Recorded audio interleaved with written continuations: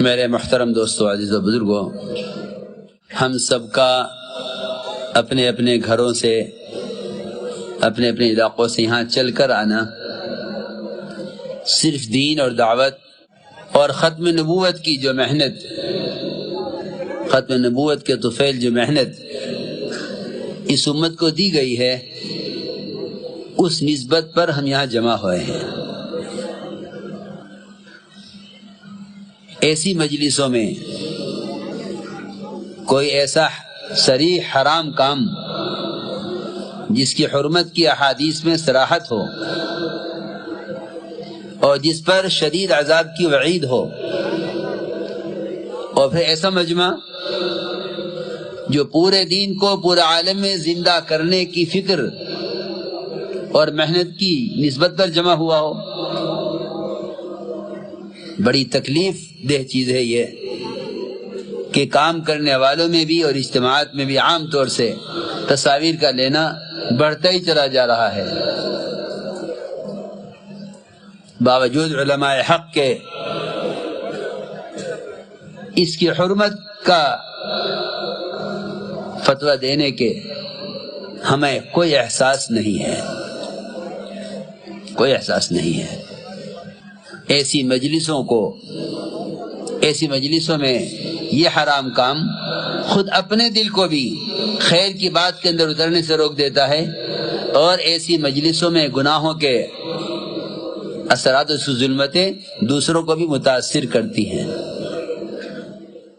اس لیے سخت وعید ہے حدیث میں، سخت وعید ہے۔ اشد الناس عذاب یوم القیامت المصورون، کہ سب سے سخت عذاب میں قیامت کے دن وہ ہوں گے جو تصویر لینے والے ہیں۔ ان کو مکلف کیا جائے گا کہ اس کے اندر روح پھونکیں، اور وہ روح نہیں ڈال سکیں گے، روح ڈالنا صرف اللہ کا کام ہے۔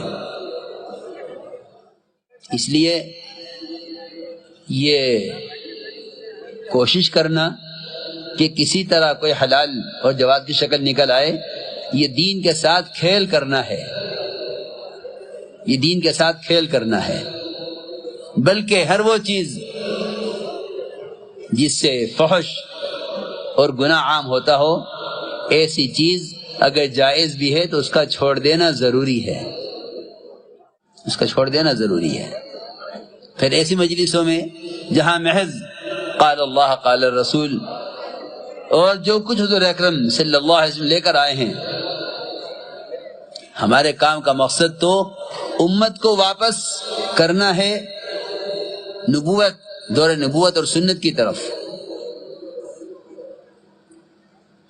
اس دعوت کی نسبت پر امت کے جمع ہونے کا جو سب سے بنیادی مقصد ہے، وہ دور نبوت کو لوٹا کر واپس لانا ہے، دور نبوت کو لوٹا کر واپس لانا ہے۔ یہ ہمارے اجتماعات کا اصل مقصد ہے کہ دور نبوت لوٹ کر واپس آئے۔ دعوت میں، عبادت میں، تعلیم اور تعلم میں، ہر کام میں رواج کی مخالفت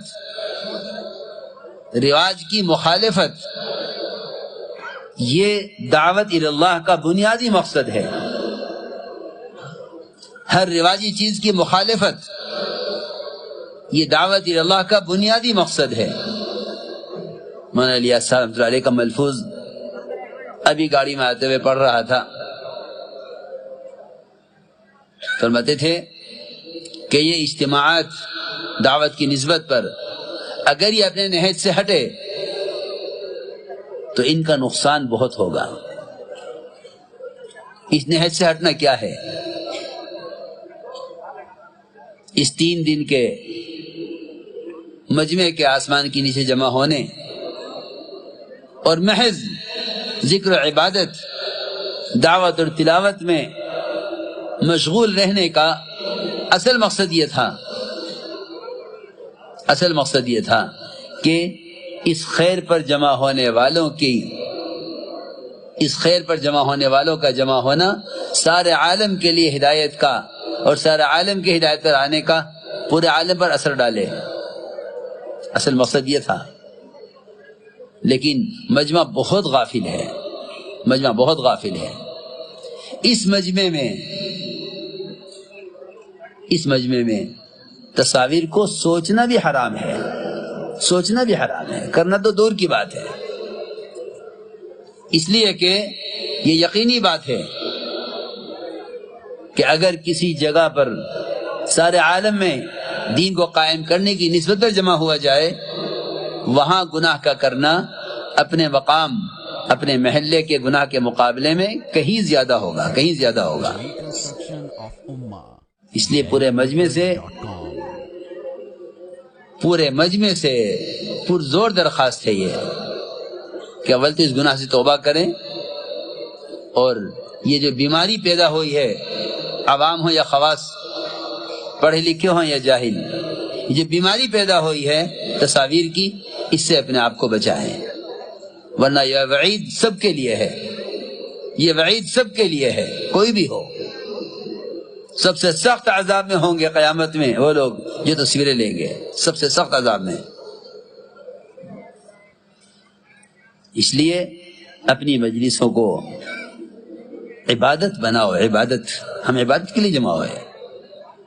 حضرت فرماتے تھے اگر سننا عبادت کے طریقے پر نہیں ہے تو کرنا عبادت کے طریقے پر کبھی نہیں آ سکتا۔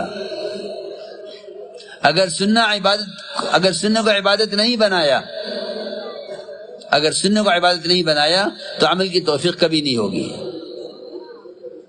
پہلے سننے کو عبادت بناؤ اور یہ سوچو کہ اس موقع پر کیا کرنا ہے، یہ میں کس لیے آیا ہوں، کیا مقصد ہے۔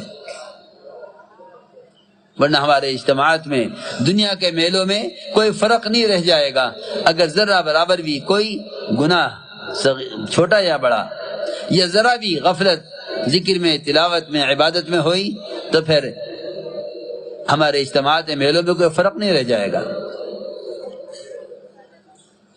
اس لیے اپنے آپ کو اس کا پابند بناؤ اور اپنی محنت کو، اپنے کام کو اللہ کے یہاں قبول کرواؤ۔ میرا عزیز دوستو، محنت ہر ایک کر رہا ہے، لیکن ہر شخص اپنی محنت میں کامیاب نہیں ہے، ہر شخص اپنی محنت میں کامیاب نہیں ہے۔ کامیاب صرف وہ ہے اپنی محنت میں جس کی محنت، جس کا عمل، جس کا طریقہ، جس کی عبادت محمد صلی اللہ علیہ وسلم کے عمل کے مشابہ ہو۔ اسلام اور رہبانیت، اسلام اور رہبانیت، اس کا فرق یہی ہے کہ جو عمل محمد صلی اللہ علیہ وسلم کے عمل کے مشابہ ہے وہ اسلام ہے، جو آپ کے طریقے کے خلاف ہے، چاہے وہ کیسی ہی اچھی عبادت ہو، وہ رہبانیت ہے۔ بلکہ عمر رضی اللہ تعالیٰ عنہ کا ایک راہی پر گزر ہوا جو اپنے عبادت گاہ میں، اپنے صومعہ میں عبادت کیا کرتا تھا۔ لوگوں نے بتایا آقا المومنین، یہاں ایک شخص ہے جو ہر وقت عبادت میں مشغول رہتا ہے،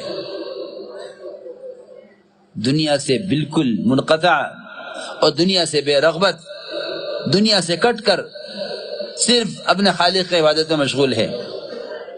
فرمایا اس کو میرے پاس لے کر آؤ۔ اس سے کہا گیا کہ امین آپ کو طلب کیا ہے۔ وہ آیا، حضرت عمر کا حکم تھا کہ میرے پاس لے کر آؤ۔ لایا گیا اس کو، اس کے بدن کی کمزوری کو اور اس کے چہرے کو دیکھ کر، جس پر بڑی تکان کے آثار تھے اور بڑی محنت کوشش اس نے کی تھی، عمر رضی اللہ دیکھ کر روئے اس کو دیکھ کر۔ لوگوں نے کہا مومنین، آپ ایک راہب کو دیکھ کر کیوں رو رہے ہیں؟ اس کو دیکھ کر آپ کیوں روئے؟ فرمایا حضرت عمر رضی اللہ تعالیٰ عنہ نے کہ مجھے اس کو دیکھ کر رونا اس لیے آیا کہ اللہ رب العزت نے ایسے ہی لوگوں کے بارے میں فرمایا ہے، اللہ نے ایسے ہی لوگوں کے بارے میں فرمایا ہے، هل اتاك حدیث الغاشیہ وجوہ یومئذ خاشعہ عاملۃ ناصبہ تصلی نارا حامیہ۔ اللہ نے ایسے لوگوں کے بارے میں فرمایا ہے کہ نبی جی آپ کو خبر ہے اس آدمی کا حال جو اپنے آپ کو بہت تھکاتا ہے عبادت میں، ریاضت میں، مشقت میں، مجاہدے میں، لیکن اس سب کے باوجود وہ دیکھتی آگ میں ڈالا جائے گا اور کھولتا ہوا پانی پلایا جائے گا۔ میں اس کو دیکھ کر اللہ کے قول یاد کر رہا ہوں، مجھے رحم آیا کہ اس کی کوشش اور محنت، اور اللہ تعالی کی طرف سے اس کے لیے عذاب کیوں؟ صرف اس لیے کہ محنت اور مجاہدہ تو خوب کر رہا ہے، لیکن اس کا طریقہ محنت محمد صلی اللہ علیہ وسلم کے طریقہ عبادت سے ہٹا ہوا ہے۔ اس لیے میں نے یہ قصہ اس لیے سنایا ہے تاکہ پورا مجمع اور پورا عملہ اس بات کو غور کرے کہ ہم مشقت میں ہیں یا مجاہدے میں ہیں۔ مشقت اور مجاہدے میں بہت بڑا فرق ہے۔ محنت کے اعتبار سے دونوں ایک سے معلوم ہوتے ہیں، محنت کے اعتبار سے دونوں کوشش میں لگے ہوئے ہیں، مجاہد بھی، مجاہدہ کرنے والا بھی، اور مشقت میں پڑھنے والا بھی۔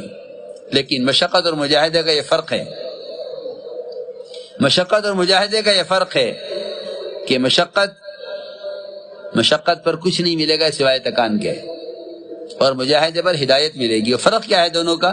کہ جو عمل خلاف سنت ہے مشقت ہے، اور جو عمل سنت کے مطابق ہے وہ مجاہدہ ہے۔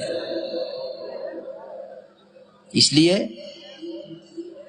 اپنے ہر عمل کو مجاہدہ بناؤ۔ مجاہدے پر ہدایت کا وعدہ ہے، مجاہدے پر ہدایت کا وعدہ ہے۔ اس لیے میں نے عرض کیا کہ جتنا دنیا میں فساد ہے،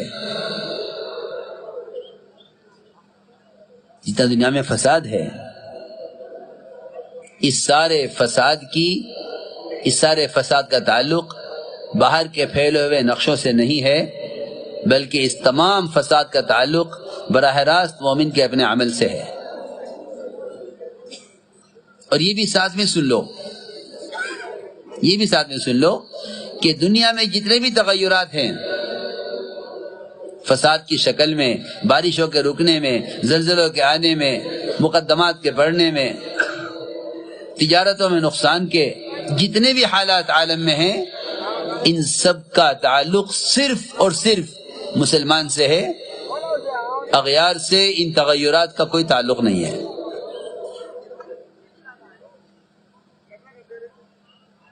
اغیار سے ان تغیرات کا کوئی تعلق نہیں ہے۔ یہ میں اس لیے عرض کر رہا ہوں کہ جب بھی مسلمان کسی حال سے گزرتا ہے، یا وہ حالات ان کے اسباب میں ہوں، یا وہ حالات زمین آسمان کے درمیان ان کے کائناتی نقشوں میں ہوں، جب حالات کائنات کے نقشوں میں پیش آتے ہیں تو یہ ان کو موسم سے جوڑ دیتے ہیں، اور جب حالات ان کی کمائی کے نقشوں میں اور ان کے شخصی اور ذاتی، تجارتی، زراعتی اور ان کے سیاسی نظاموں میں حالات پیش آتے ہیں، تو یہ ان حالات کا الزام یا شیطان کو دیتے ہیں یا اغیار کو دیتے ہیں۔ حالانکہ ان کے حالات کے بگڑنے کا اور ان کے اعمال کے بگڑنے کا نہ شیطان سے کوئی تعلق ہے، نہ اغیار سے کوئی تعلق ہے۔ میری بات بہت توجہ چاہے گی۔ کیوں امت نقصان کی طرف جا رہی ہے؟ کیوں نقصان کی طرف جا رہی ہے؟ کیا وجہ ہے؟ وجہ صرف اتنی سی ہے کہ اجتماعی طور پر مسلمان اپنے تمام حالات کو یا اسباب سے جڑے ہوئے ہیں یا اغیار سے جڑے ہوئے ہیں۔ انہوں نے یہ کیا ہے، انہوں نے یہ کیا ہے، انہوں نے یہ کیا ہے، مسلمان اس لیے پریشان ہے۔ میں حضرت کی بات نقل کر رہا ہوں، قسم کھا کے فرماتے ہیں حضرت، خدا کی قسم مسلمانوں کے حالات کے بگڑنے کا صرف مسلمانوں سے تعلق ہے، اس لیے کہ اصل کائنات مسلمان ہے، اصل کائنات مسلمان ہے۔ جس طرح انعام کے کسی عمل سے کائنات میں کوئی تغیر نہیں، اس طرح اغیار کے کسی عمل سے کائنات میں کوئی تغیر نہیں ہے۔ یہ اتنی سی بات کا سمجھنا یہ سینکڑوں مسائل کا حل ہے، سینکڑوں مسائل کا حل ہے اگر یہ بات سمجھ میں آ جائے۔ میں تو اس لیے عرض کر رہا ہوں کہ جو جس صوبے میں جس شعبے میں جہاں بھی ہے وہ سمجھتا ہے کہ میرے حالات کا میری ذات سے کوئی تعلق نہیں ہے، حالانکہ سمندر کی مچھلیاں تک مسلمان کے گناہ سے متاثر ہوتی ہیں، سمندر کی مچھلیاں تک مسلمان کے گناہ سے متاثر ہوتی ہیں، کیونکہ جب اس کے طلب علم کے لیے قدم اٹھانے پر ساری مخلوق اس کے لیے دعا میں مشغول ہو جاتی ہے، جب اس کے نیک عمل کا یہ تاثر ساری مخلوق پر ہے تو اس کے برے عمل کا تاثر ساری مخلوق پر کیوں نہیں ہوگا؟ ساری مخلوق پناہ چاہتی ہے مسلمان کے برے عمل سے، ساری مخلوق پناہ چاہتی ہے، کیوں؟ اور یہ اتنا نادان کہ اس کے پڑوس سے لے کر اس کے ملک تک اور عالم بھر تک جہاں جو حال پیش آتا ہے یہ اس حال کو یا اسباب سے جوڑ دیتے ہیں یا اغیار سے جوڑ دیتے ہیں، انہوں نے کیا ہے۔ نہیں، ایسا نہیں ہے، بلکہ اللہ نے قرآن میں صاف فرما دیا کہ سارا فساد تیری ذات سے متعلق ہے، بما کسبت ایدی الناس۔ اس لیے حالات سے نکلنے کے لیے اور حالات کو سمجھنے کے لیے ایمان شرط ہے، اس لیے کہ مومن بینا ہے، ایک بات ایمان نہیں وہ نابینا ہے۔ بینا کو چاہیے کہ خود اندھا نہ بنے بلکہ اندھوں کو راستہ دکھلائے، اندھوں کو راستہ دکھلائے، یہ بینا کا کام ہے، خود نابینا بن جائے یہ اس کا کام نہیں ہے، یہ سیدھی بات ہے۔ اللہ قرآن نے اسی طرح کہا ہے، قرآن نے اسی طرح کہا اِنَّا لَا تَعْمَلُ الْأَبْصَارُ وَلَكِنْ تَعْمَلُ الْقُلُوبُ الَّتِي فِي الصُّدُورِ، کہ دلوں کے اندھے ان کو راستے نظر نہیں آتے کہ یہ حالات کیوں پیش آ رہے، یہ حالات کیوں پیش آ رہے۔ اس لیے اللہ تعالیٰ نے تقسیم کیا ہے، حالات سے سبق لینے والوں کو ایمان والا فرمایا ہے کہ ایمان والوں کی علامت یہ ہے کہ یہ حالات سے سبق لیں گے، ان کے پیر میں ایک ٹھوکر لگے گی تو یہ فوراً کوئی گناہ یاد کریں گے اپنا کہ مجھ سے قریب میں کون سا گناہ ہوا ہے۔ حالات کی خرابی توبہ کی طرف لانے کے لیے ہوتی ہے، حالات کی خرابی حالات کو اسباب سے جوڑنے کے لیے نہیں ہوتی۔